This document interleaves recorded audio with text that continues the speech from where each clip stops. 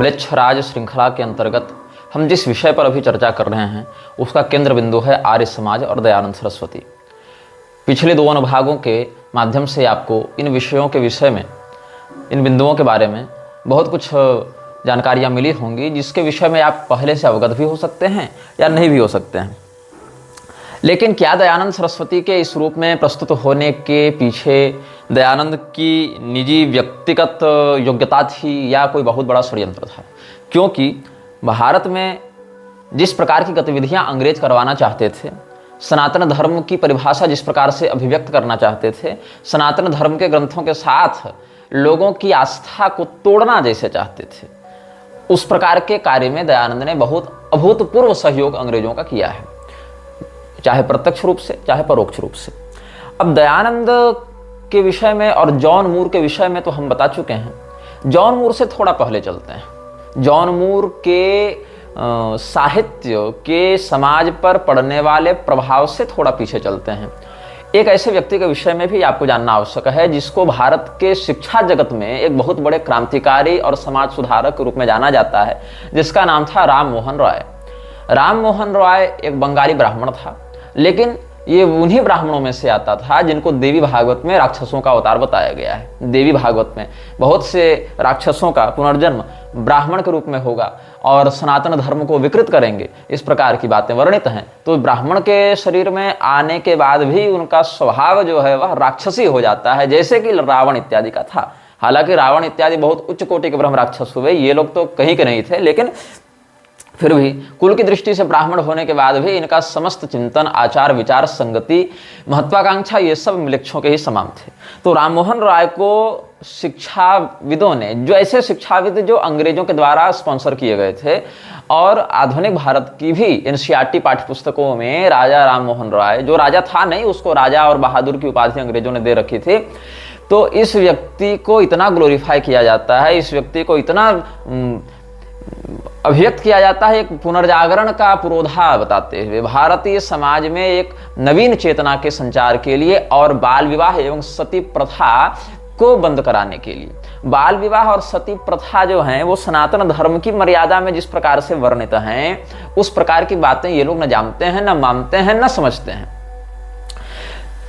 सती होना, जैसा कि हम पहले भी कई बार बता चुके हैं, किसी भी स्त्री की वैयक्तिक इच्छा होती थी। जैसे महाराज पांडु के निधन के बाद कुंती देवी उनके साथ चिता में जलकर नहीं मरी, लेकिन माद्री ने पतिलोक का अनुगमन किया। कई ऐसे उदाहरण आपको शास्त्रों में मिलेंगे जहां वैधव्य मर्यादा के अनुसार जीवन बिताने का चयन, अथवा जहां पर पति के साथ चिता में दग्ध होकर पतिलोक के गमन का प्रमाण दोनों प्राप्त हो जाते हैं। तो बच्चे ही रहने पर जो विवाह होता है, बाल विधवा जो हो जाती है, बाल विधवा के लिए अपने पति के मृत्यु के बाद चिता में जलने का कोई नियम नहीं है, अपितु निषेध है। गर्भवती स्त्री नहीं जल सकती है, जिसके बच्चे छोटे हों वो नहीं जल सकती है, जो बहुत बीमार रहती हो वो नहीं जल सकती है, जिसके मन में चिता में चढ़ने का साहस न हो वो भी नहीं जल सकती है, जिस स्त्री के सास ससुर माता पिता बूढ़े हों वो भी नहीं जल सकती है, जो स्त्री कुष्ठ इत्यादि रोगों से ग्रस्त हो वो भी नहीं चिता में चढ़ सकती है। तो इस प्रकार से बहुत उसमें क्राइटेरिया है, बहुत उसमें नियमावली है। ऐसी स्त्री जिसका अपने पति के अतिरिक्त कोई नहीं था, ऐसी स्त्री जिसका अपने पति के अतिरिक्त किसी पुरुष से चिंतनात्मक संबंध भी नहीं था, ऐसी पतिव्रताएं ही सतीत्व धर्म की उस चरम वेदी पर आरूढ़ होकर प्राणोत्सर्ग करती हैं। ये शास्त्रीय मर्यादा है। लेकिन राममोहन राय ने जिस समय भारत में सती प्रथा के नाम पर हिंदुओं को पिछड़ा, अंधविश्वासी और अत्याचारी बताना प्रारंभ किया, उससे पहले एक बात आप ये भी देखेंगे कि ये सनातन धर्म की कोई कुरीति नहीं है, ये हिंदुओं की जो धार्मिक मर्यादा है, सनातन शास्त्रीय परंपरा है, उसकी कोई कुरीति नहीं है। ये एक तात्कालिक क्रूरता कहीं कहीं किसी मात्रा में देखने को मिलती थी लोगों के द्वारा, जो पति के मरने के बाद उसकी विधवा को उसके चिता के साथ बलपूर्वक जोड़कर जला देते थे। लेकिन यह धार्मिक रूप से प्रशस्त नहीं था। अगर राममोहन राय को वास्तव में इस क्रूरता का विरोध करना था, यह भी व्यापक क्रूरता नहीं थी। व्यापक क्रूरता तो अंग्रेज कर रहे थे, जहां 80,000 महिलाओं को उन लोगों ने 150 साल के अंतर्गत 17वीं और 18वीं शताब्दी में 80,000 महिलाओं को जिंदा जला दिया, डायन होने का आरोप लगाकर। और इसके आधिकारिक डॉक्यूमेंट्स आपको कहीं भी मिल जाएंगे, थोड़े से आप शोधात्मक प्रवृत्ति के होंगे तो। लेकिन अंग्रेजों के विरुद्ध इसने कभी कुछ नहीं कहा। कि तुमने 80,000 महिलाओं को डायन होने का आरोप लगाकर जला दिया। और ये बात तो मतलब 20वीं शताब्दी के लगभग 5वें-6ठे दशक तक चली है ये बात। तो जो अंग्रेज इस प्रकार की क्रूरता करते थे कि कोई महिला अगर गणित में निपुण हो गई है तो वही उसको डायन होने का आरोप लगाकर उसको जिंदा जला देते थे चौराहे में ले जाकर। उसके विरुद्ध राम मोहन राय ने कभी कुछ नहीं कहा। न राम मोहन राय ने कभी सनातन धर्म की शास्त्रीय परिभाषा के अनुसार पतिव्रता स्त्री को सती कहते हैं, वो जीवितावस्था में ही सतीत्व धर्म का पालन करती है। सती अनुसुईया, साध्वी, सती सावित्री, ये सब का जो नाम आता है, सती शब्द ही अपने आप में पतिव्रता होने का पर्याय है। भगवती का एक नाम ही सती है। अब लोगों को लगता है कि वो दक्ष प्रजापति के यज्ञ में जल के मरी थी इसीलिए उनको सती कहा गया, ऐसा नहीं है। उनका नामकरण ही दक्ष प्रजापति ने सती, मतलब चरित्र जिनका पवित्र हो, जिनमें सत्व की प्रधानता हो, जो पतिव्रता हो, ऐसी स्त्री, इस प्रकार से उनका नामकरण ही किया था। महाभागवत में आपको इसका प्रमाण प्राप्त हो जाएगा। महाभागवत पर हमने कथा भी वृंदावन में कही है, जिसकी वीडियो यूट्यूब में उपलब्ध है। तो सती प्रथा के नाम पर और बाल विवाह के नाम पर जो शास्त्रीय मर्यादा है उसका परित्याग करके हिंदुओं को पिछड़ा दिखाते हुए उनको ईसाईयत की ओर ढकेलने का षड्यंत्र था राम मोहन राय का। हालांकि राम मोहन राय इसमें उस कालखंड में बहुत प्रभावी नहीं हुआ। राम मोहन राय ने वर्णाश्रम का विरोध किया, उसने मूर्ति पूजा का विरोध किया, उसने आत्मीय समाज की स्थापना की। आत्मीय समाज जब सफल नहीं हुआ तो ब्रह्म समाज की स्थापना की। ब्रह्म समाज भी कुछ खास कर्तव्य नहीं दिखा पाया। तो राम मोहन राय बन गया राजदूत मुगलों का। उसमें शाह अकबर द्वितीय मुगल सम्राट के रूप में, या मुगल राजा या मुगल बादशाह या जो कह दो, मुगल मतलब सल्तनत का वो मुखिया था शाह अकबर द्वितीय, उसी का राजदूत ये बन गया और उसी की पेंशन की वकालत करने के लिए पहुंच गया था अंग्रेजों के पास लंदन में। वहीं पर इसकी मृत्यु भी हुई थी। तो राम मोहन राय जिस प्रकार का कार्य मिशनरियों की उत्प्रेरणा से कर रहा था, उसी कार्य को और प्रभावी रूप से किसने कुछ दशकों के बाद आगे बढ़ाया? जॉन मूर ने। और जॉन मूर के इसी कार्य को कुछ दशकों के बाद किसने आगे बढ़ाया? दयानंद सरस्वती ने। तो राम मोहन राय जहां पर मरा है ब्रिस्टल में, जहां पर उसकी कब्र है, उसको ईसाई तरीके से दफनाया गया था। ये बात याद रखिएगा। राम मोहन राय को हिंदू समाज सुधारक नहीं था, वो एक ईसाई था, कन्वर्टेड क्रिश्चियन था। वो जन्मा ब्राह्मण के यहाँ था, लेकिन उसके माता पिता ने ही उसको घर से निकाल दिया था। उसकी माँ ने उस पर केस भी कर रखा था इन्हीं गतिविधियों के कारण। और अपनी माँ की मृत्यु अवस्था में पहले तो उसने अपनी माँ को असहाय छोड़ दिया। सोचो, जिस व्यक्ति को स्त्रियों का इतना बड़ा संरक्षक बताया जाता है, उसने अपनी माँ को भूखमरी की हालत में छोड़ दिया। माँ के मरने पर इंटेंशनली उसने अवॉइड किया उनके अंतिम कर्म में जाने की क्रिया को। वो अपनी माँ का मरा चेहरा भी देखने के लिए नहीं गया। और कहां पहुंचा था ये? अकबर द्वितीय का प्रतिनिधि बनकर ब्रिटेन। तो राजा राम मोहन राय बहादुर का जो वहां पर अंतिम संस्कार किया गया था ब्रिस्टल में, वो एक मूर्ति पूजा के विरोधी के रूप में उसकी कब्र पर यह अंकित है। कब्र में क्या लिखा है मैं पढ़ के सुनाता हूं। क्या है? Conscientious and a steadfast believer in the unity of the Godhead, he consecrated his life with entire devotion to the worship as the divine spirit alone. To create natural talents, he united through mastery of many languages and early distinguished himself as one of the greatest scholars of his day. Ram Mohan राय को उस समय का सबसे बड़े विद्वानों में से एक लिख रहे हैं अंग्रेज, जबकि इस व्यक्ति की मानसिक बुद्धि एक सामान्य स्तर के व्यक्ति की भी नहीं थी। ये बहुत ही मंदबुद्धि स्तर का व्यक्ति था। बस अंग्रेजों के दिए पैसे का प्रयोग करके ये केवल इधर उधर की बातें जोड़ तोड़कर और कुरान बाइबल इत्यादि से बातें जोड़ तोड़कर ये बातें कहता रहता था। बात ऐसी है कि राम मोहन राय अगर बौद्धिक रूप से सक्षम था भी तो सनातन धर्म के शास्त्रीय परंपरा के आलोक में उसका ज्ञान शून्य था। शास्त्रीय परंपरा अगर देखें सनातन धर्म के आलोक में, जिसके लिए वो विरुद्ध जिसके खड़ा रहा, उसमें उसका ज्ञान बिल्कुल शून्य था। और क्या हुआ? He unwearied labors to promote the social, moral and physical condition of the people of India. His earnest endeavors to suppress idolatry, मूर्ति पूजा का इसने विरोध किया, and the right of shuttle, and his constant jealous advocacy of whatever tended to advance the glory of God and the welfare of man live in grateful remembrance of his countrymen. This tablet records the sorrow and pride with which his memory is cherished by his descendants. He was born at Radhagar in Bengal in 1774 and died at Bristol September 27th, 1833. ये है। और राममोहन राय ने क्या कहा था उसको भी मैं कोट करता हूं, I have profound contempt for Hindus who have subjected themselves to disgrace and ridicule by worship of idols. मैं उन हिंदुओं का विरोध करता हूं जिन्होंने अपनी जिंदगी को नरक बना रखा है, दयनीय बना रखा है मूर्ति पूजा कर करके। Very often under the most shameful forms accompanied with the foulest language and most indecent hymns and gestures. अपने बहुत ही अभद्र मंत्रों के माध्यम से और अपनी सड़ी गली घृणित भाषा, मतलब संस्कृत और मंत्रों को यह घृणित और असभ्य कह रहा है। तो अपने देवताओं के बहुत ही लज्जास्पद स्वरूप, बहुत ही गंदी भाषा और बहुत ही इनडिसेंट, असभ्य, असंभ्रांत मंत्रों के द्वारा और मुद्राओं के द्वारा ये लोग जो मूर्ति पूजा करते हैं, उससे मैं इन लोगों का कट्टर विरोधी हो गया हूं। I envision union of England and India is to free and Christian countries. मैं एक महत्वाकांक्षा लेकर देख रहा हूं, मैं एक विजन लेकर चल रहा हूं कि इंग्लैंड और भारत दो स्वतंत्र राष्ट्र हों लेकिन क्रिश्चियन कंट्रीज हों, और दोनों भाषा, संस्कृति और रहन सहन के मामले में एक हो जाए। मतलब unification of England and India as two free nations but Christian countries united as they will then be by the resemblance of language, religion and manners.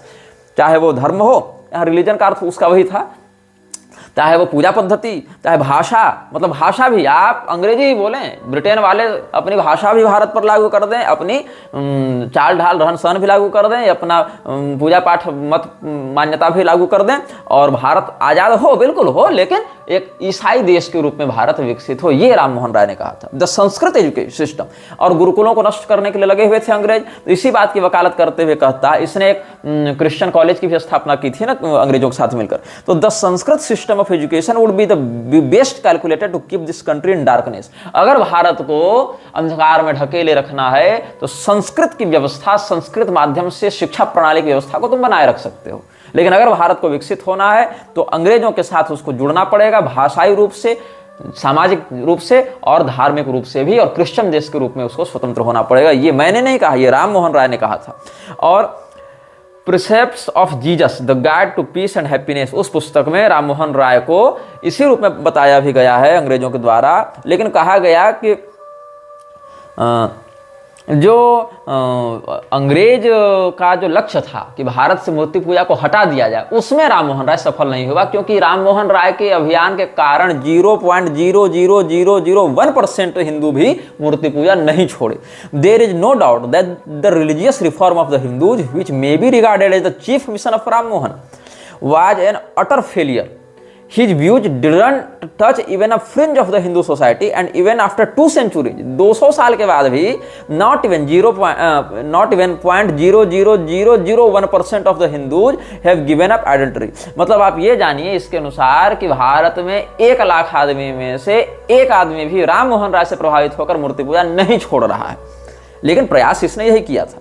This is no mere accident. The idolatrous Hindus who survived the fanatic iconoclastic fury of the Muslim rulers for 500 years and scurrilous abuse of their gods and goddesses by the Muslim mullahs and the Christian missionaries were not likely to be affected by similar abuses of Ram Mohan। आखिर हिंदू क्यों छोड़ता राममोहन राय के कहने पर मूर्ति पूजा? इसीलिए नहीं छोड़ता क्योंकि हिंदू 500 सालों से जब मुसलमानों का अत्याचार सहते हुए, मंदिरों को टूटते हुए देखकर अपने ऊपर खूब अत्याचार सहकर भी मूर्ति पूजा के प्रति श्रद्धा बनाए हुए है। जब ईसाइयों के द्वारा बार बार आक्षेप किए जाने पर भी हिंदू अपने आराध्यों से अपनी निष्ठा नहीं तोड़ पा रहा है, मूर्ति पूजा नहीं छोड़ रहा है और उस पर निष्ठा बनाए हुए, तो राममोहन राय के कहने से वो कैसे छोड़ देता? इसीलिए राममोहन राय के ऊपर अंग्रेजों ने जो दाव खेला था वो फेलियर साबित हुआ। ऐसा यही लोग कह रहे हैं, अंग्रेज लोग ही बता रहे हैं। The percepts of Jesus the guide to peace and happiness, इस पुस्तक से मैं आपको बता रहा हूं। तो राममोहन राय ने जो प्रयास किया वो असफल रहा, और जब ये असफल रहा तो क्या किया गया? जॉन मूर को आगे बढ़ाया गया कि अब संस्कृत में तुम कुछ लिखो, और स्वयं तो संस्कृत से जानेगा नहीं, तो उस समय के जो लोभी कुछ संस्कृतज्ञ थे उनको पैसा देकर उसने सब बातें लिखवाई कि ये सब बातें उसमें लिखो। इसीलिए उसकी संस्कृत बहुत उच्च कोटि की लगती है लोगों को। मत परीक्षा इत्यादि में जो संस्कृत का प्रयोग किया गया है बहुत उच्च कोटि का काव्य लगता है पढ़ने पर। लेकिन उसके पीछे की षड्यंत्र को आप समझेंगे और उसके पीछे के षड्यंत्र को समझेंगे तो सारे विषय आपको हस्तामलकवत स्पष्ट हो जाएंगे। तो राममोहन राय के माध्यम से जो काम नहीं हो पाया, उस काम को जॉन मूर के माध्यम से कहा इन लोगों ने कि पहले एक संस्कृत पुस्तक तैयार करो। संस्कृत पुस्तक में हम इन बातों का खंडन करेंगे। संस्कृत पुस्तक का खंडन करें में बातों का खंडन करेंगे तो मत परीक्षा है, उसका भी खंडन लोगों ने करना प्रारंभ कर दिया। हालांकि नीलकंठ इत्यादि कुछ लोगों को जो जॉन मूर था उसने अपने प्रभाव में लेकर ईसाई बनाने में सफलता प्राप्त कर ली थी। लेकिन क्या हुआ कि जो सनातनी समाज था वो इस बात को स्वीकार नहीं कर रहा था। तो जो सनातनी समाज स्वीकार कर ले इसके लिए एक हिंदू चेहरा इनको चाहिए था। अब जॉन मूर हिंदू चेहरा तो था नहीं। राजा राम मोहन राय एक हिंदू चेहरा बन सकता था, लेकिन उसको संस्कृत का ज्ञान नहीं था, उसको धर्मशास्त्रों का ज्ञान नहीं था, इसलिए राम मोहन राय एक धर्मगुरु के रूप में सामने आकर हिंदुओं के मन में प्रभाव नहीं डाल पाया। अब राम मोहन राय के ऊपर जो दांव खेला गया वो असफल रहा। जॉन मूर को जो प्रोजेक्ट किया गया मत परीक्षा के माध्यम से, उसमें समस्या क्या थी कि लिखा उसने संस्कृत में, लेकिन स्वयं वो अंग्रेज था, मतलब स्वयं वो अंग्रेज, स्विस, जर्मन, फ्रेंच ये सब बहुत उसमें घुसे हुए थे। मैक्स मुलर इत्यादि भी जर्मन इत्यादि से थे। तो पूरा को जो उनका सिंडिकेट था, केवल ब्रिटेन नहीं, ब्रिटेन, फ्रांस और स्विस और जर्मन, स्कॉटिश ये सब भी थे, डेनिश लोग भी थे, पोर्टुगीज भी थे। तो ये सब मतलब जो पूरा एक पश्चिम जगत है, यूरोपीय समाज था, वो अलग अलग माध्यमों से इसमें मुख्यतया ईसाइयत को बढ़ावा दिया जाए इसके लिए प्रयासरत था। इसमें अलग अलग देशों से ये लोग आए हुए थे। तो जो सेरामपुर ट्रायो भी एक आया था ना, कैरी वगैरह का उसमें दल था। सेरामपुर ट्रायो ने भी राजा राम मोहन राय को बहुत प्रमोट किया है। सेरामपुर ट्रायो के साथ मिलकर इसने हिंदू धर्म की बहुत भर्त्सना की है। खैर उस पर भी हम बाद में आएंगे। मैं इसको इसलिए समझा रहा हूं ताकि दयानंद की लॉन्चिंग को आप ठीक से समझ सकें। तो क्या हुआ, राम मोहन राय फेल हो गया। क्यों? क्योंकि उसके पास सनातन धर्मशास्त्रों का ज्ञान नहीं था, वो रेफरेंस नहीं दे सकता था कहां से क्या है। और जॉन मूर रेफरेंस दे सकता था और इसीलिए उसने पुराणों का खूब विरोध किया। लेकिन जॉन मूर चूंकि एक हिंदू धर्मगुरु के रूप में स्वयं को स्थापित नहीं कर सकता था, इसलिए वो भी अंततः उतना सफल नहीं हो पाया। तो इसीलिए एक ऐसे व्यक्ति को खड़ा किया गया जो जॉन मूर के समान पुराणों का विरोधी हो, राममोहन के समान ये सब समाज सुधारक की छवि लेकर आवे। तो इन्होंने खड़ा किया दयानंद को। अब दयानंद के पास थी महत्वाकांक्षा कि हमको पूरा सनातन समाज महर्षि के रूप में जाने, एक सर्वोच्च धर्मगुरु के रूप में जाने, ये उसकी एक लालसा थी, लोकेशना थी। लेकिन उसके पास एक उत्प्रेरणा नहीं मिल रही थी कि हम प्रारंभ कहां से करें। उत्प्रेरणा उसको मिल गई जॉन मूर की मत परीक्षा से। वहां पर उसको एक पात्र मिल गया जिसका नाम था सत्यार्थी। उसने लिख डाली सत्यार्थ प्रकाश। कब लिख डाली? जब 1868 में प्रोफेसर रुडोल्फ ने हिंदी एडिशन निकलवाया था। 1868 में मत परीक्षा का हिंदी एडिशन, उसके 5-7 साल के बाद सत्यार्थ प्रकाश भी लॉन्च कर दी गई, वही सत्यार्थी का मत उठाकर, और उसमें बहुत कुछ बातें अपने से भी जोड़ी गई। तो दयानंद सरस्वती की छवि, उसका नाम, उसकी वेशभूषा एक हिंदू धर्मगुरु या वैदिक धर्मगुरु के रूप में स्थापित होने लगी, जिससे जॉन मूर और राममोहन राय जिस काम को प्रभावी रूप से लागू नहीं कर पाए थे, उस बात को लागू करने में इनको सुविधा हो गई, सहायता हो गई। तो अच्छा, ये जो राममोहन राय था ये भी फ्रीमेसन्स था। जैसे भारत में जो रविंद्रनाथ टैगोर हुआ ना, जिसने जनगण मन लिखा था, वो भी फ्रीमेसन्स का सदस्य था। दादा भाई नौरोजी, इसका भी नाम सुना होगा तुम लोगों ने पाठ्य पुस्तक में, ये भी फ्रीमेसन्स का आधिकारिक सदस्य था। राममोहन राय के बारे में बता रहे हैं। विवेकानंद भी था। विवेकानंद पर जब बाद में आएंगे तब उस पर विशेष चर्चा करेंगे। और मोतीलाल नेहरू, जो जवाहरलाल नेहरू का बाप था, वो भी फ्रीमेसन्स का सदस्य था। राजगोपालाचारी, चक्रवर्ती राजगोपालाचारी, जो स्वतंत्र भारत, कथित रूप से स्वतंत्र भारत के पहले जनरल एडमिनिस्ट्रेटर जनरल रहे थे, इसीलिए।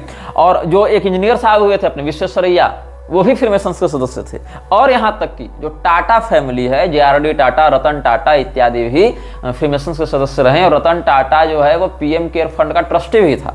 और इस पर हम बाद में आएंगे जब उसका प्रकरण आएगा, जब PM केयर फंड पर बात करेंगे, PR 480 पर बात करेंगे, USAID पर बात करेंगे, और न्यू वर्ल्ड ऑर्डर पर बात करेंगे, WEF पर बात करेंगे, WTO पर बात करेंगे, WHO पर बात करेंगे। इन सब पर जब बात करेंगे तब इन विषयों पर हम चिंतन करेंगे।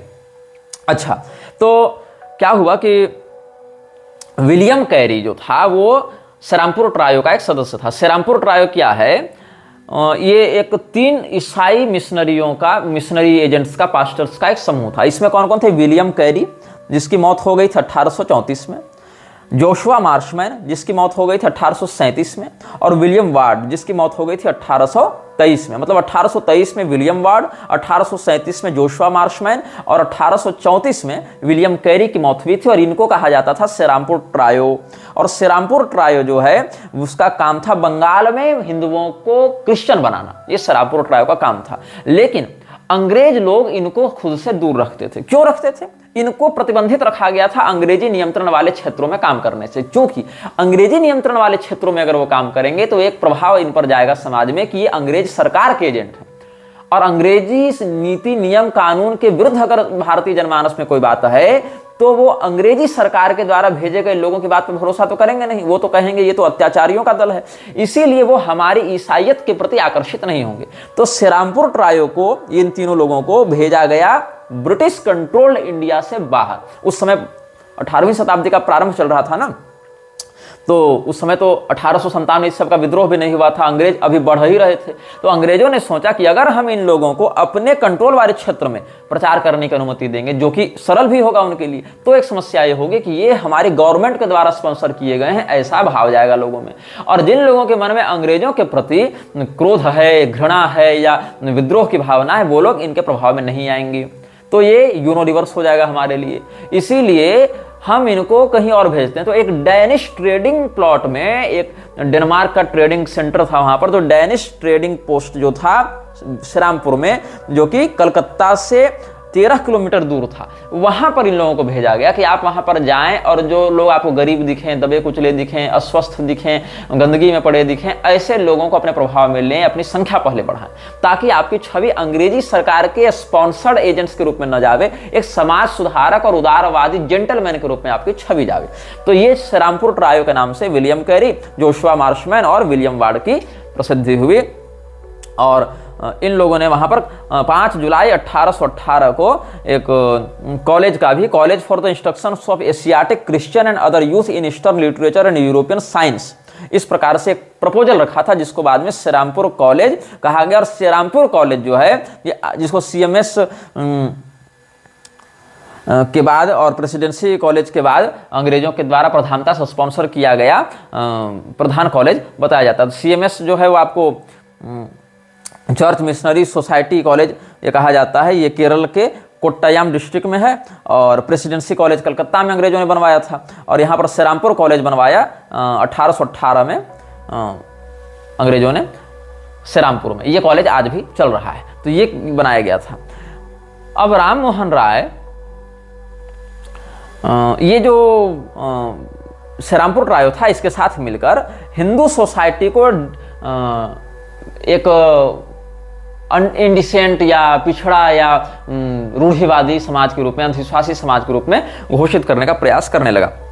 ये सब पैम्पलेट इत्यादि छापकर खूब बेचा करते थे और बांटा करते थे, और जो सती प्रथा है उसका विरोध करके, मतलब कोई सती स्वेच्छा से भी नहीं हो सकती, ऐसा इसने एक कानून बनवाने का प्रयास किया था, और बाल विवाह पर भी रोक लगवाई। अब लोगों को लगा बड़ी अच्छी समाज सुधार की बात है, लेकिन इसका दुष्परिणाम धीरे धीरे आज की पीढ़ी में जाकर 4, 5, 6 पीढ़ी के बाद जाकर क्या देखने को मिलता है। अभी कुरीति नहीं है, जो इंस्टाग्राम में नंगी लड़कियां नाच रही हैं और जो इतने तरह के अश्लील वेब सीरीज चल रहे हैं, क्या ये कुरीति नहीं है? इसको डार्क ह्यूमर अब कहा जाएगा, अब इसको प्रोग्रेसिव कहा जाएगा, वोक कल्चर कहा जाएगा। तो तुम्हारे मन में ये विकृति आ सके, इसीलिए सती प्रथा को हटाकर विधवा विवाह को प्रमोट किया गया, ताकि जो लोगों की यौन उत्कंठा को भड़काया जा सके कि किसी की विधवा भी है तो उसके प्रति यौन रूप से आकर्षित लोग हो सकते हैं, उसकी संरक्षण की भावना नहीं रख सकते हैं, और इसको ग्लोरीफाई किया जाने लगा। तो विधवा विवाह, इसमें गणेश शंकर विद्यार्थी, ईश्वर चंद्र विद्यासागर और राम मोहन राय सब खूब अंग्रेजों के जो पालित पोषित लोग थे, जो बाहर से समाज सुधारक दिखते थे लेकिन अंदर से अंग्रेजी सत्ता के विरुद्ध बहुत सहानुभूति रखते थे। कुछ आंदोलन में तो नेहरू भी अंग्रेज के खिलाफ खड़ा दिखा है, लेकिन अंग्रेजों के वास्तव में क्या विरोध में था नेहरू? नहीं था।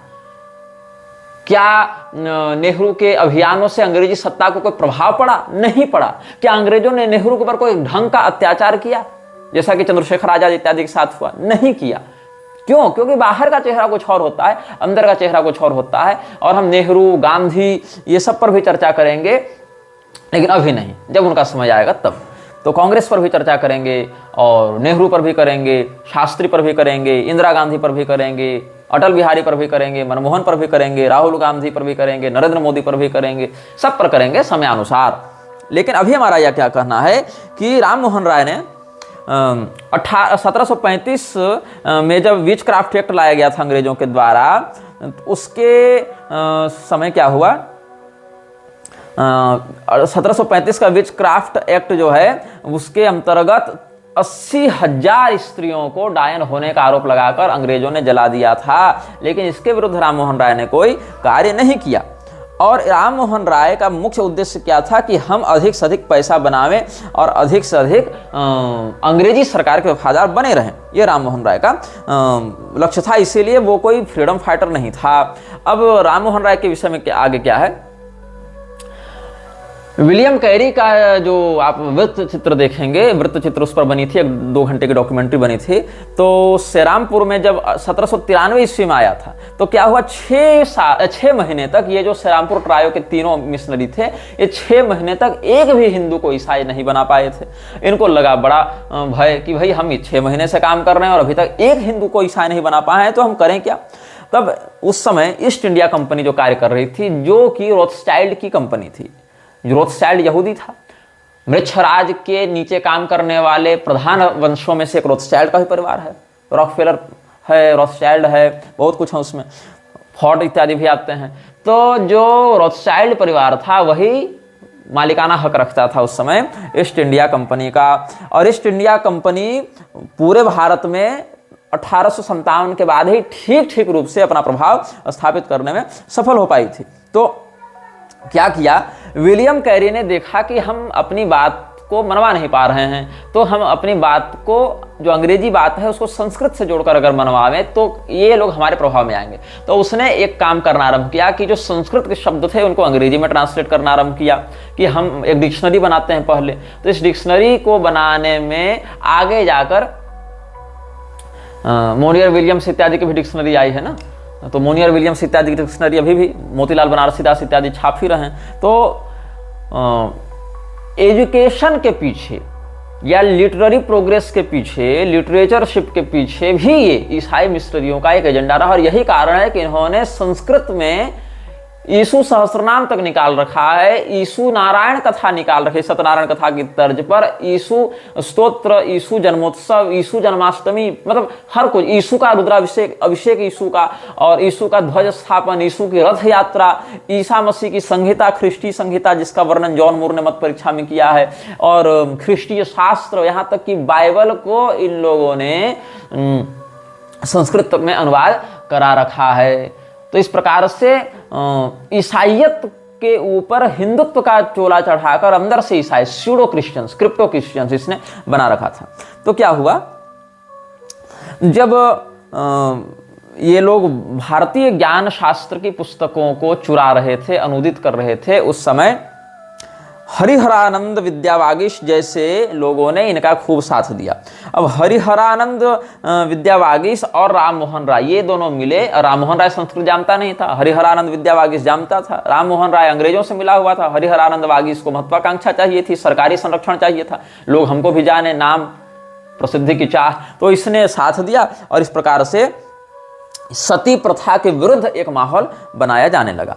लेकिन क्या हुआ, राम मोहन राय चूंकि एक संस्कारित ब्राह्मण परिवार से था, उसके पिता को जब पता चला कि मेरा बेटा ऐसी गतिविधियों में लिप्त है, धार्मिक बातों का विरोध कर रहा है, तो उसको उसके पिता ने घर से लात मारकर निकाल दिया, और बचपन में ही निकाल दिया।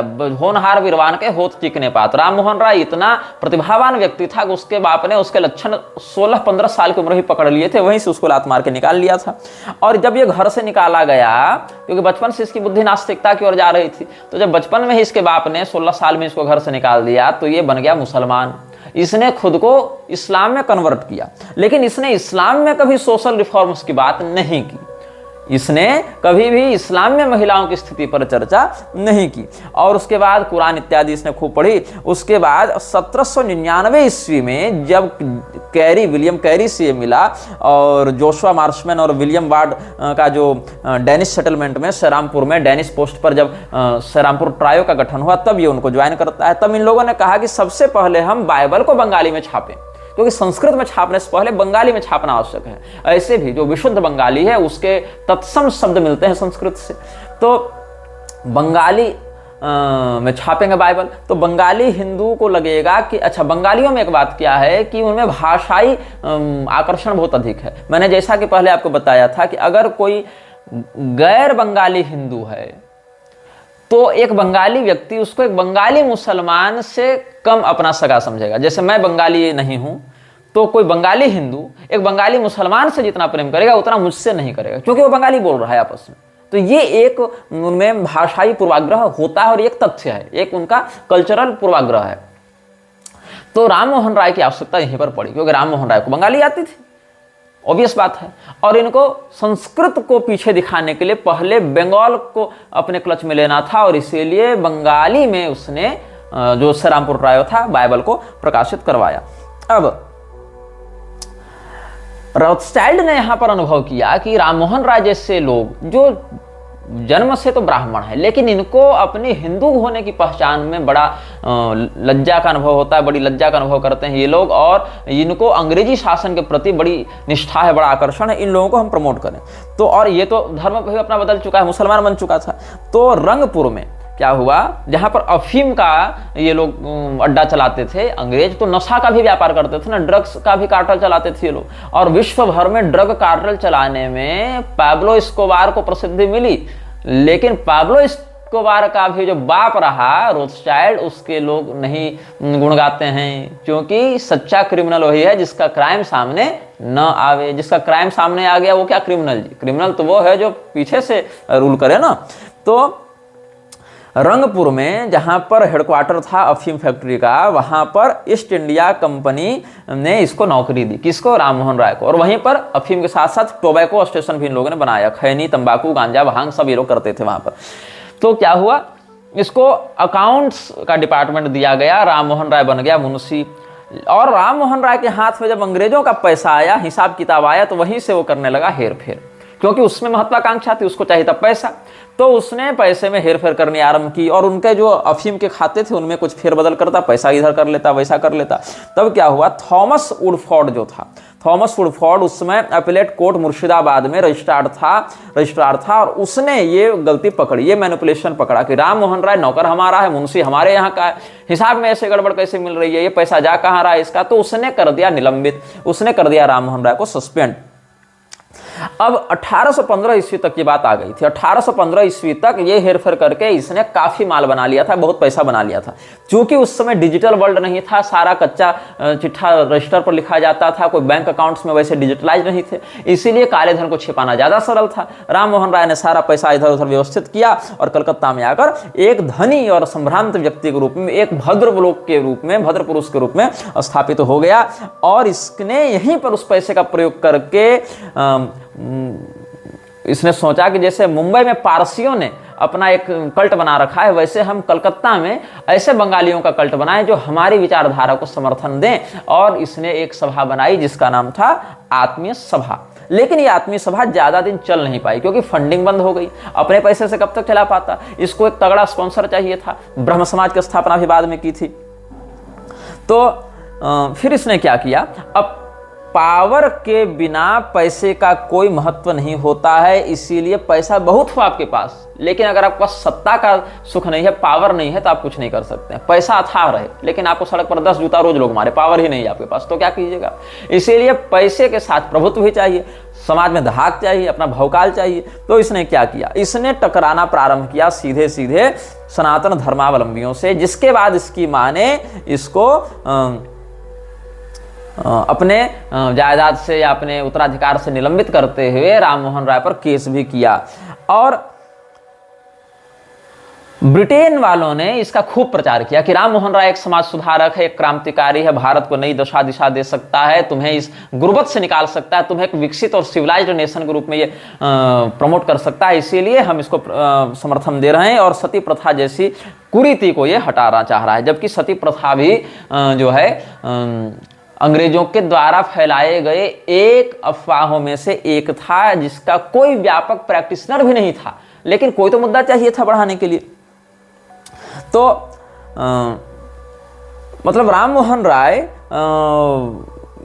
ने जो काम किया, उस काम की इतनी प्रशंसा मैकॉले और मैक्स मुलर के चिंतन में थी, क्योंकि राम मोहन राय ने सीधे सीधे सनातनी मूल्यों पर प्रहार किया, और सनातनी मूल्यों से लोग कटेंगे तब ईसाइयत को बढ़ेंगे। इसलिए मैक्स मुलर और मैकॉले जैसे लोग राम मोहन राय के बड़े प्रशंसक रहे अपने समय में, कि भाई राम मोहन राय ने जो काम किया, यहाँ घर का जो है वो उसने सारा हमको मार्ग बताया कि किस प्रकार से हम हिंदुओं को ईसाइयत में परिवर्तित कर सकते हैं। अच्छा, इसमें क्या है, राम मोहन राय जो है जहाँ पर मरा, ब्रिस्टल में, ब्रिस्टल कहाँ है, इंग्लैंड में, वहाँ पर हर साल राम मोहन राय के जो रिश्तेदार हैं या उसके जो मानने वाले हैं, जानने वाले अनुयायी हैं, वो हर साल वहाँ पर आकर श्रद्धांजलि देते हैं। और जो एक मेयर है वहाँ का, वो हर साल वहाँ पर आकर उसको ट्रिब्यूट देता है। क्यों देता है? ताकि वो अपनी कर्टसी को सिद्ध कर सके कि हाँ, तुमने जो काम किया भैया वो बढ़िया काम किया।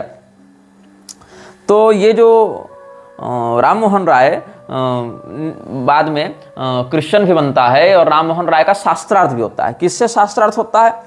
तो राम मोहन राय का शास्त्रार्थ हुआ था, अच्छा इसमें 3 लोगों का नाम है। एक तो विलियम कैरी था जिसके बारे में बता चुके, उधर हरिहरानंद विद्यावागीश संस्कृतज्ञ, इधर कैरी जो था वो कैरी मीनाती अपने टाइम का, जो विलियम कैरी श्रीरामपुर ट्रायो का एक, और इधर जो राजा राम मोहन राय, इन तीनों ने मिलकर, एक बंगाली में निपुण था, एक संस्कृत में निपुण था और एक अंग्रेजी में निपुण था, तीनों ने मिलकर ये जो है तंत्र शास्त्र की आड़ में तांत्रिक परंपराओं की भर्त्सना करते हुए, उसको कुरीति बताते हुए, उसकी दुर्गतिपूर्ण व्याख्या करते हुए हिंदुओं के मन में हिंदुत्व के प्रति वितृष्णा को जन्म दिया। और जब ये मिशनरियों के साथ काम कर रहा था तो इसकी माँ ने हिसाब पूछा कि तुम घर से इतने समय तक बाहर रहते हो, कहाँ जाते हो? तो इसने अपनी माँ को बताया कि हम हिमालय में परम सत्य की खोज में है। जबकि उस समय क्या हुआ था, ये हिमालय में नहीं, ये तो कैरी के साथ काम किया करता था। और राम मोहन राय को अपने हिंदू होने पर जो शर्म आती थी, अपने हिंदू होने पर जो लज्जा आती थी, जैसा कि उसने कहा भी था कि ये क्या सड़ी गली भाषा का प्रयोग करते हैं, अगर भारत को अंधकार में बनाए रखना है तो ही संस्कृत पढ़ो, और अगर भारत को आज़ाद भी करना है तो अंग्रेजी शासन के प्रभाव में उसको रहना चाहिए, क्रिश्चियन देश के रूप में उभरना चाहिए। तो राम मोहन राय जो है वो अंग्रेजों के लिए एक ऐसी चाबी बन गई, राम मोहन राय बन गया ऐसी चाबी जिसके माध्यम से ये लोग बंगाली हिंदुओं के मन के ताले को खोलकर उसमें अपनी मनमानी बातों को डाल सके। तो लगभग 2 दशकों तक राम मोहन राय इसी प्रकार से उछल कूद मचाता रहा। हालांकि राम मोहन राय का जो शास्त्रार्थ है वो कब हुआ? शास्त्रार्थ क्या कहेंगे, एक डिबेट हुआ था। हालांकि 1817 में इसकी मां ने इस पर जो केस किया था, जब इसने बहुत ज़्यादा उत्पात मचाना प्रारंभ किया, लोग इसकी मां को गाली देने लगे कि कैसा बेटा तुमने पैदा किया है जो रोज़ सनातन धर्म को गाली देता है, रोज़ अंग्रेजों के साथ मिलकर हिंदुत्व को नीचा दिखाता है, हमारे देवी देवताओं को, मंत्रों को, भाषा को गाली देता है। तो एक महत्वपूर्ण घटना ये घटित हुई कि अपनी सगे बेटे के विरुद्ध उसकी मां ने केस किया और कहा कि हम तुमको अपने उत्तराधिकार में स्वीकार नहीं करते हैं। तब क्या हुआ? 1819 ईस्वी में सुब्रमण्यम शास्त्री के साथ शास्त्रार्थ हुआ। ये तमिल के थे, तमिल ब्राह्मण थे और शास्त्रों के बहुत अच्छे विद्वान थे। तो सुब्रमण्य शास्त्री इनका नाम था। इनसे राम मोहन राय का मूर्ति पूजा पर शास्त्रार्थ हुआ। अब मूर्ति पूजा पर जो शास्त्रार्थ हुआ उसका निर्णायक कौन होगा? शास्त्रार्थ तो अंग्रेजों ने खुद को निर्णायक बनाया कि हम निर्णय करेंगे, क्योंकि सत्ता हमारी है, सरकार हमारी है, राम मोहन राय पर हमारी कृपा है, इसलिए हम निर्णय करेंगे। अब इसको शास्त्रों का तो ज्ञान नहीं था, इसीलिए इसने कुतर्क करने प्रारंभ किए, जैसा कि आर्य समाज आज भी करते हैं। अगर ये तो प्रक्षिप्त है, ये तो मिलावटी है, हम इसको प्रमाण नहीं मानते हैं, यहाँ पर ये बात ऐसी है तो यहाँ पर ऐसी बात क्यों है? तो शास्त्रीय परंपरा से इसने पढ़ा नहीं था, तो पद पद पर भ्रमित होता रहा। तो इस पूरे शास्त्रार्थ को ब्रिटेन वालों ने ही स्पॉन्सर किया था, ताकि हिंदुओं को ये दिखाया जा सके कि नहीं नहीं, राम मोहन राय तो शास्त्रों के भी बड़े अच्छे जानकार है और इन्होंने जो कहा वो सच्ची बात कही। ब्राह्मणों ने तुमको, ये सब सुब्रमण्यम शास्त्री जैसे मूर्ति पूजक ब्राह्मणों ने तुमको मूर्ख बनाया। लेकिन क्या हुआ? सुब्रमण्यम शास्त्री के तर्कों के सामने राम मोहन राय टिक नहीं सका। जनता समझ गई कि राम मोहन राय को आता जाता कुछ नहीं है, ये व्यक्ति केवल अंग्रेजों की चापलूसी करके आगे बढ़ रहा है। और सुब्रमण्यम शास्त्री का पक्ष सही है, लेकिन अंग्रेजों ने क्या किया? विक्ट्री को परिवर्तित कर दिया राम मोहन राय के पक्ष में, क्योंकि निर्णय वही करने वाले थे। तो जनता के मन में सुब्रमण्यम स्वामी विजयी हुए और अंग्रेजों के अनुसार राम मोहन राय विजयी हुए। तो इससे बाद क्या हुआ? यह रहस्य खुल गया कि राम मोहन राय कोई समाज सुधारक नहीं है, राम मोहन राय कोई हमें प्रगति की ओर नहीं ले जाने वाला है, राम मोहन राय सीधे सीधे हमारे मन में ईसाइयत का बीज डालने वाला है। इसीलिए ये लोग सीधे सीधे राम मोहन राय और कैरी और श्रीरामपुर के जो ईसाई मिशनरी थे उनके विरुद्ध हो गए। और राम मोहन राय ने भी ये जो मिशनरी थे, कैरी वाला दल, उसको छोड़ दिया 1819 में। लेकिन तब तक वहाँ के स्थानीय लोग इन लोगों के विरुद्ध हो चुके थे।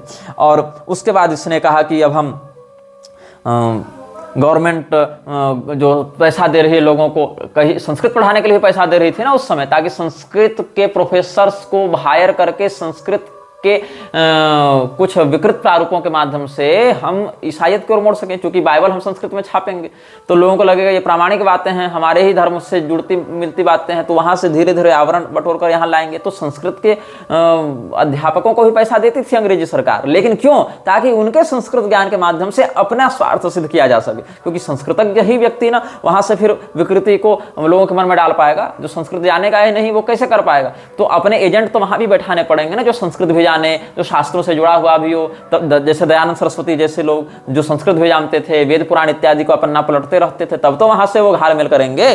तो क्या हुआ, बाद में फिर इसने देखा कि हम न इधर से आंदोलनकर्ता बन पा रहे हैं, न अंग्रेजों से ही ठीक ठाक बात बन पा रही है, महत्वाकांक्षा आगे आड़े आ रही थी। तो ये चला गया शाह अकबर द्वितीय के यहाँ नौकरी करने। और चूंकि अंग्रेजों से इसके पहले से संबंध थे, शाह अकबर द्वितीय के पास पैसे की कमी थी, तो उसका पेंशन बढ़वाने के लिए ये इंग्लैंड गया हुआ था। वहीं पर ये 27 सितंबर 1833 को मर गया। वहीं पर इसको अंग्रेजी ईसाई रीति से दफना भी दिया गया था। तो एक ऐसा व्यक्ति जो अपनी माँ की मृत्यु पर उनके अंतिम संस्कार में भी नहीं जाता है, जिसकी माँ ने उसको बेदखल कर दिया था, बाप ने घर से निकाल दिया था, जिसने सरेआम कहा कि मुझे हिंदू धर्म से घृणा है और मुझे इन हिंदुओं से घृणा है जो मूर्ति पूजा करते हैं, भारत को संस्कृत के चंगुल से निकलकर एक प्रकाश की ओर बढ़ना चाहिए और प्रकाश ईसाइयत से प्राप्त हो सकता है। ऐसा व्यक्ति जिसकी माँ भूखमरी में मरी, वो व्यक्ति महिलाओं का उद्धारक, समाज सुधारक कैसे हो सकता है? और ये सब बातें आप क्रॉस वेरीफाई भी कर सकते हैं कि हम जो कह रहे हैं वो सही कह रहे हैं कि गलत कह रहे हैं। हमारे बताए नाम, हमारे बताए स्थान, हमारी बताई तिथियां इन घटनाओं से युक्त हैं कि नहीं है? तो राम मोहन राय के माध्यम से अंग्रेज जो करवाना चाहते थे उसमें उतनी सफलता न प्राप्त होने के ही कारण इन लोगों ने फिर जॉन मूर को प्रमोट किया। और जॉन मूर में भी थोड़े ये लोग पीछे रहने लगे, तब इन लोगों ने दयानंद को प्रमोट किया। और दयानंद के अभियान को कभी थियोसॉफिकल सोसाइटी के माध्यम से तो कभी कोल्हापुर के शासक के माध्यम से इन्होंने खूब प्रमोशन दिलवाया, ताकि दयानंद के माध्यम से हिंदुओं के मन में मूर्ति पूजा की आस्था समाप्त हो जाए। मूर्ति पूजा की आस्था समाप्त होगी तो क्या होगा? कल को कभी मंदिर टूटेंगे तो हिंदू एकजुट होकर हमारे विरुद्ध खड़ा नहीं होगा। मूर्तियों की जब तस्करी की जाएगी, जब इन दिव्य प्रतिमाओं को विदेशों में वृक्षों को बेचा जाएगा, वो इनका दुरुपयोग करेंगे, तब कोई विरोध नहीं करेगा। इस पर भी हम आएंगे, भारत में कैसे मूर्तियों की तस्करी हो रही है या हो रही थी, और या इसके क्या वृक्षराज से जुड़े हुए रहस्य हैं, उस पर भी हम चर्चा करेंगे। और वेदों में तुम वाराणसी का मतलब वेदों में क्या जो संहिता भाग है, संहिता भाग मात्र से नदियों का तो नाम प्राप्त हो जाएगा, लेकिन जो तीर्थ हैं हमारे, जो तीर्थगत पर्व इत्यादि, उनका प्रमाण कहां से ला पाओगे? तो तीर्थों के प्रति श्रद्धा समाप्त हो जाएगी। इससे क्या होगा कि मनमाने रूप से हम तीर्थों पर कब्जा कर लेंगे, मंदिरों पर कब्जा कर लेंगे। वर्णाश्रम व्यवस्था को अगर हम केवल कर्म पर आधारित बता दें दयानंद के मत के अनुसार, तो क्या होगा? जो जन्मगत ब्राह्मण क्षत्रिय वैश्यादि हैं ये महत्वहीन हो जाएंगे। और कर्म की आड़ में हम किसी भी ईसाई, मुसलमान, अंग्रेज को कभी भी हिंदू बनाकर इनके घर परिवार में किसी भी हैसियत से रिश्तेदारी के माध्यम से भी घुसा सकते हैं। तो इन सभी विकृतियों के लिए इन्होंने दयानंद को खड़ा किया कि मूर्ति पूजा का विरोध कर दो, सीधे सीधे मंदिरों से इनकी आस्था समाप्त हो जाएगी। एक बहुत बड़ा वर्ग जो है हिंदुओं का, वो मंदिरों से दूर हो जाएगा। उससे क्या होगा? मूर्ति पूजा खत्म हो जाएगी, तो मंदिरों पर हम कब्जा कर लेंगे, मंदिरों की मूर्तियों पर कब्जा कर लेंगे, मंदिरों की संपत्ति पर कब्जा कर लेंगे। Mission accomplished. दूसरा, तीर्थों के प्रति श्रद्धा समाप्त कर दो। तीर्थों के प्रति श्रद्धा समाप्त कर दो तो इनको अपनी तीर्थों की मर्यादा से कोई मतलब नहीं रहेगा। फिर तीर्थों पर कब्जा करके इनकी जो सुरक्षात्मक दिव्य ऊर्जाएं हैं उनको खंडित कर देंगे। ये भी मिशन अकम्प्लिश्ड। आगे फिर वर्णाश्रम पर प्रहार करो विश्व बंधुत्व के नाम पर। इससे क्या होगा कि आज जो ईसाई मुसलमान इनके घर में घुस नहीं पा रहे हैं, कल को हिंदू, और हिंदू में भी हम चूंकि शंख बजा रहे हैं, स्वस्ति वादन कर रहे हैं, तो हम ब्राह्मण हो गए, ऐसा कहकर इनके घर परिवार में दामाद की हैसियत से भी घुस जाएंगे। जो आज दरवाजे के अंदर नहीं घुस रहे हैं, लक्ष्य नहीं घुसने दिया जाता, उनको दामाद बनाकर भी हम घर में घुसा देंगे।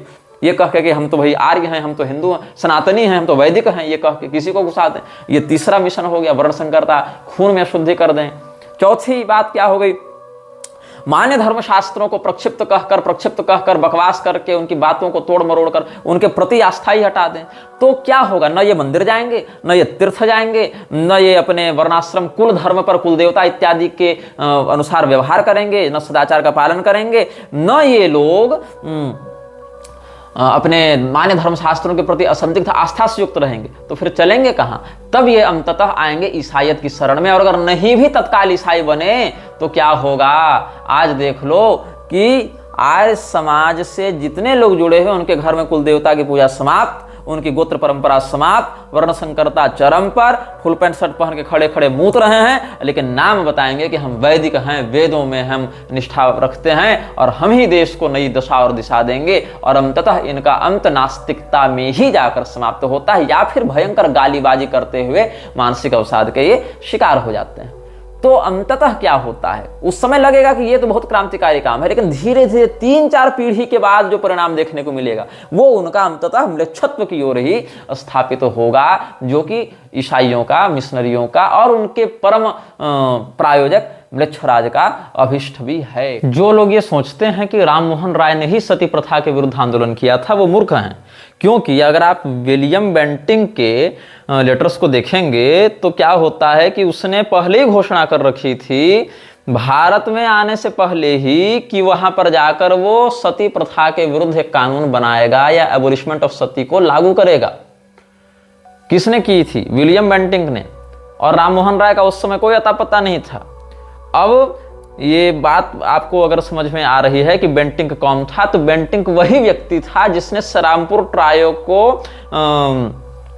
भेजा था। मतलब जिस सोसाइटी ने सरामपुर ट्रायो को भेजा था, सरामपुर ट्रायो जो विलियम कैरी ये सब की वार्ड इत्यादि की जो संस्था थी, जोशुआ इत्यादि की, उसको जिसने स्पॉन्सर किया था उसी एवेंजेलिकल सोसाइटी से ही बिलोंग करता था विलियम बेंटिंक। तो विलियम बेंटिंक पहले ही इस योजना के साथ यहाँ पर आया था और राम मोहन राय को उन्होंने एक यूजफुल इडियट के रूप में प्रस्तुत किया है कि ये हमारे अंडर काम करने वाला एक मूर्ख है जो हमारे लिए बड़ा काम का है, हमारे लिए बड़े फायदे का है। और इसने क्या किया था?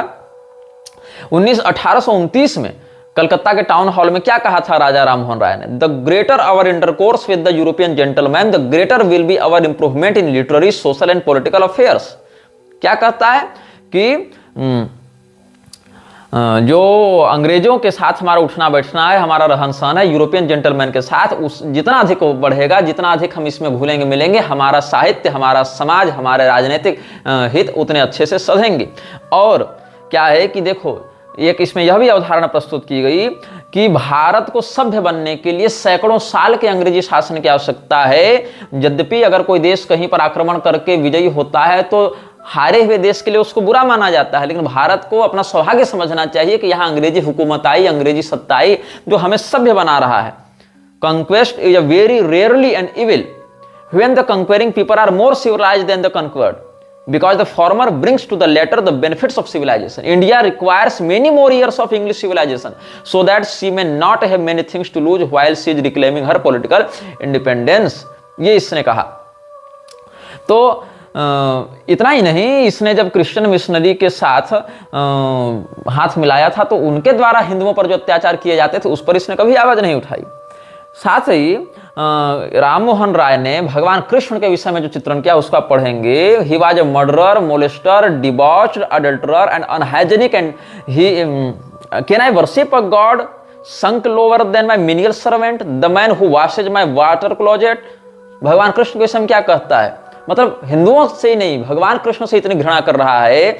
1817 में बैप्टिस्ट मैगजीन में राम मोहन राय का जो लेख छपा था उसमें क्या कहता है? मैं एक ऐसे भगवान जिसका नाम कृष्ण है उसकी पूजा कैसे कर सकता हूं जो मेरे सबसे तुच्छ सेवक से भी नीचे की औकात वाला है, जो मेरा बाथरूम साफ करने, मेरा शौचालय साफ करने की भी योग्यता नहीं रखता है। मतलब मेरा जो सबसे तुच्छ सेवक है वो मेरा शौचालय साफ करता है, लेकिन कृष्ण तो उससे भी अधम है। वो एक हत्यारा था, एक यौन शोषण करता था, वो एक अनहाइजेनिक व्यक्ति था, मतलब और बहुत कुछ कहा है।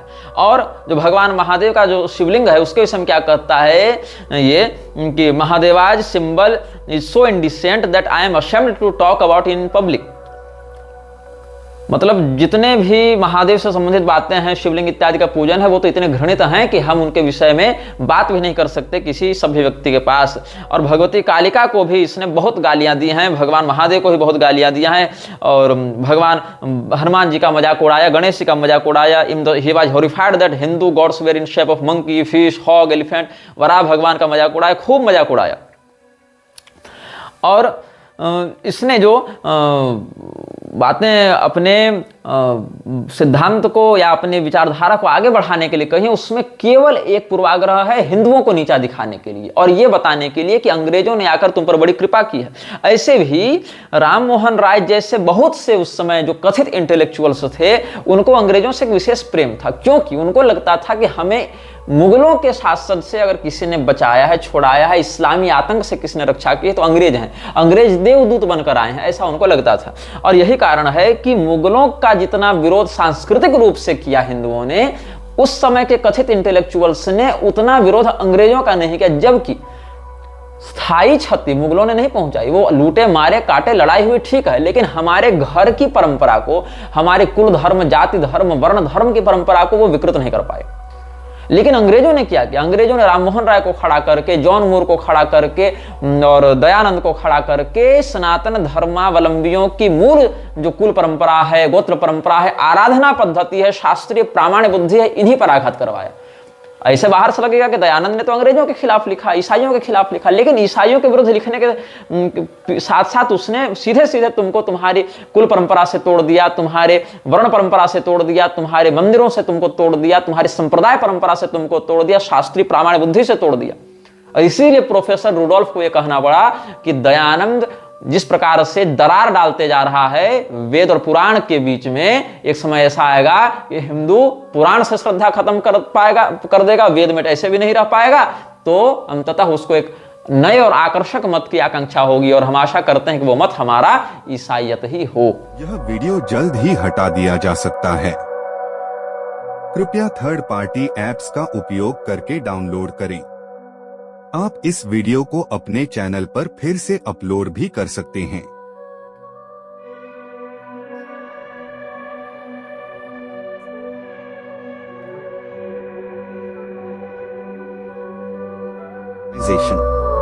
This video may get deleted soon. Please download using third-party apps. You may also re-upload this video on your channels. Thank you.